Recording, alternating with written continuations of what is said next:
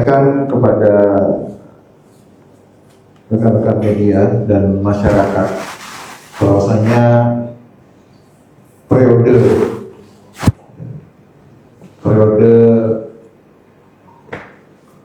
3 bulan berjalan 2025, Satreskrim Polres Padang Pariaman sudah berhasil mengamankan 10 kasus dengan 14 laporan yang ada, dengan jumlah tersangka 10 orang. Dari 2 bulan, 3 bulan berjalan, itu sudah berhasil mengamankan 10 tersangka dari 14 laporan polisi yang sudah kita terima di tahun 2025. Yang terbaru 2 kasus baru kita amankan sekitar 1 minggu, dan tadi malam 1 tersangka atas nama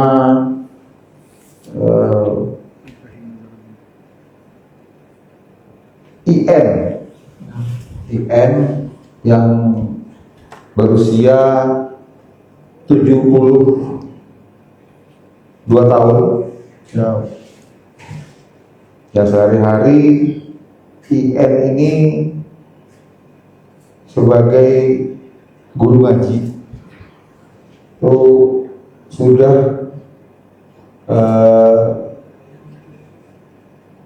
melakukan perbuatan pencabulan kepada muridnya atau anak didiknya yang berusia 5 tahun.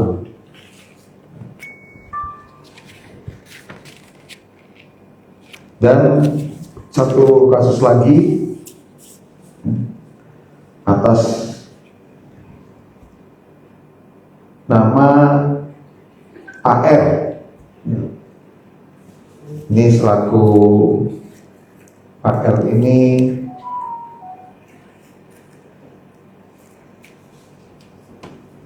sudah melakukan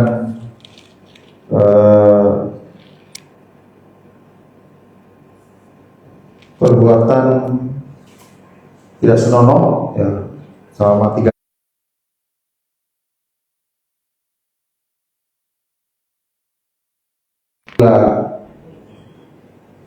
usia korban itu di bawah 10 tahun.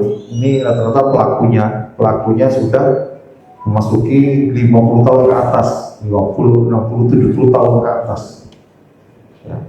Berarti anaknya anak kecil, itu lebih pada cabul. Kemudian apabila usianya itu 11 tahun sampai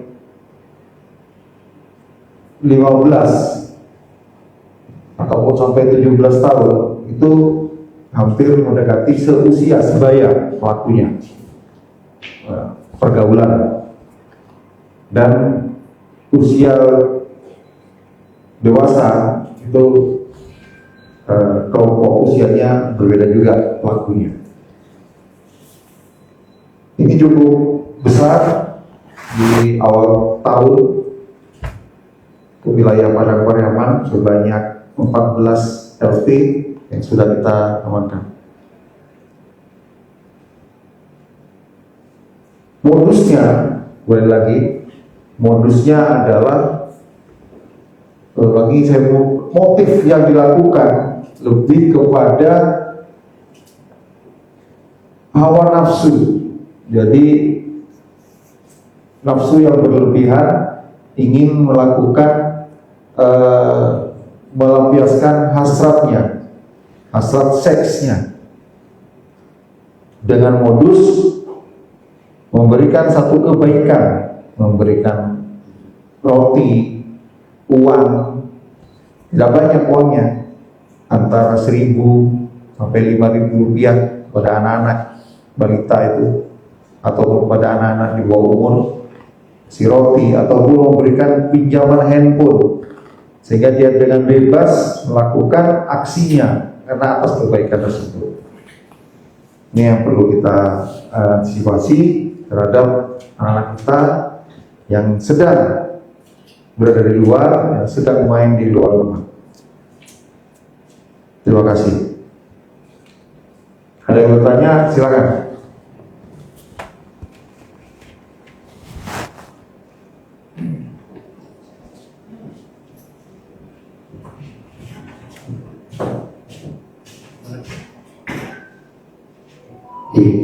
Dari 14 LP tadi menetapkan 10 tersangka yang baru ditangkap. Ada 4 LP lagi yang masih dalam pengejaran, bagaimana Pak? Ya. 4 LP ini ada KDRT-nya, kemudian ada kasus yang lain yang belum kita amankan. Kita sudah lakukan pengembangan dan kita menunggu hasil rekan-rekan penyelidik yang sudah melakukan pengejaran. Yang 4 sudah kita kembangkan.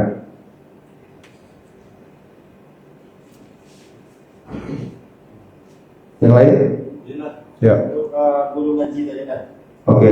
Itu kan korbannya itu murid. Baik.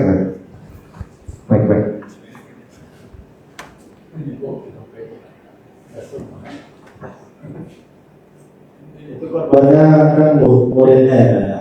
Apakah dilakukan di tempat mengaji dan korbannya itu jumlahnya berapa dan beberapa kali pelaku melakukan hal serupa pada muridnya? Ya. Berdasarkan keterangan dari tersangka, pelaku memanfaatkan ruang kosong, dalam hal ini tempat mengaji, musola. Di musola itu ada ruang space kamar untuk gudang atau tempat istirahat yang biasanya ada di depan, itu yang dimanfaatkan untuk melakukan aksinya. Dan berdasarkan pengakuannya baru 1 kali ya, kepada korbannya anak usia 5 tahun, dan itu bukan family ataupun, tapi sudah kenal kepada orang tuanya, kepada si anak. Modusnya memberikan uang atau bukan?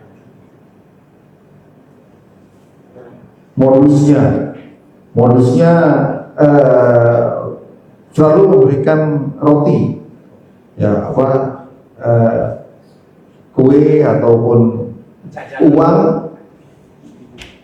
recehan ya, uang 1.000 rupiah kepada korban. Yang lain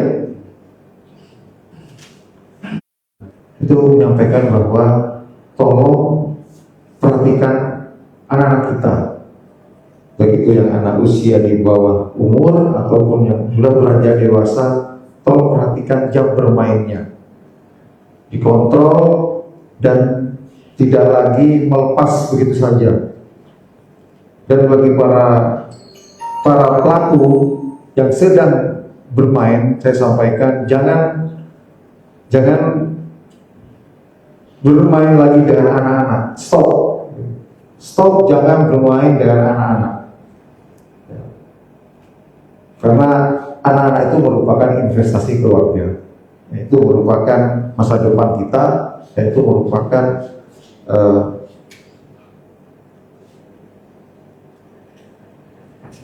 aset dari keluarga yang bisa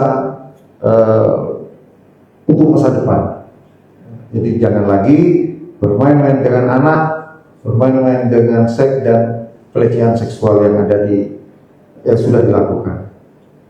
Dan kami sudah bekerja sama dengan Bapak Bupati, dan Bapak Bupati sudah memerintahkan kepada seluruh OPD untuk peduli dan cepat merespon setiap kejadian di masyarakat. Itu sudah menjadi instruksi penting dan itu sudah langsung disampaikan pada kesempatan setelah pelantikan kemarin, dan itu langsung dari Bapak Bupati Padang. Yang lain? Ya. Di sini kan tadi kan dari pemetaan yang dilakukan bahwasanya korban yang di bawah 10 tahun itu pelakunya adalah usia yang sangat tua gitu kan. Ya, apakah selain itu dari motif dan nafsu, apakah ada unsur-unsur lain yang mempengaruhi sehingga pelaku-pelaku yang setelah berusia lanjut ini melakukan kepada anak yang di bawah umur gitu kan? Apabila melihat dari jumlah pelaku dan kejadian, ini kan sudah identik dan lebih kepada bagaimana pola dari masa-masa ataupun usia. Ya. Jadi kalau saya melihat bahwa mereka memang ada unsur kesengajaan, unsur kesengajaan mencari posisi aman di mana mereka bisa leluasa. Karena mereka tidak akan melakukan kepada anak yang sudah mengerti. Anak SMP, SMA tidak akan. Karena yang mereka lakukan adalah kepada anak-anak yang belum paham terhadap pengetahuan dan kemauan. Hampir semuanya itu usianya usia yang polos. Anak 5 tahun, 6, 7, 8, 9 yang mereka tidak ngerti apa-apa. Dan apabila diancam, mereka ikut. Mereka selalu menggunakan ancaman. Awas, kalau kamu cerita ke bapak ibumu, saya bunuh kamu. Itu ancaman itu yang mereka takut. Nah, itu tidak berlaku bagi anak SMP, SMA. Tapi kalau anak SD, TK akan manut. Ya, secara psikologis mereka ada unsur ketakutan, trauma yang dalam. Ada lagi? Ya. Dari 10 TSK ini apa yang cabut? Dari 10 TSK ini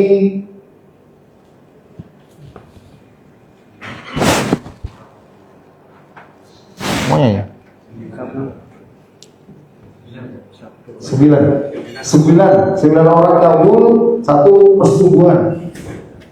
Ya. Kekerasan fisik. Ya. Jadi 9 cabul dan 1 kekerasan fisik terhadap anak.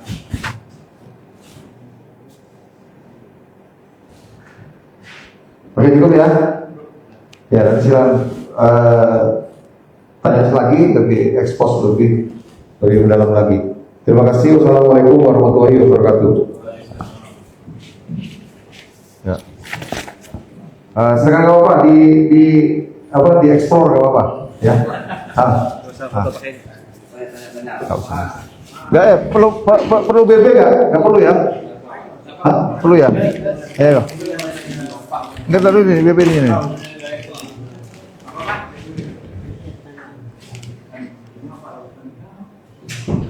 Oke ya.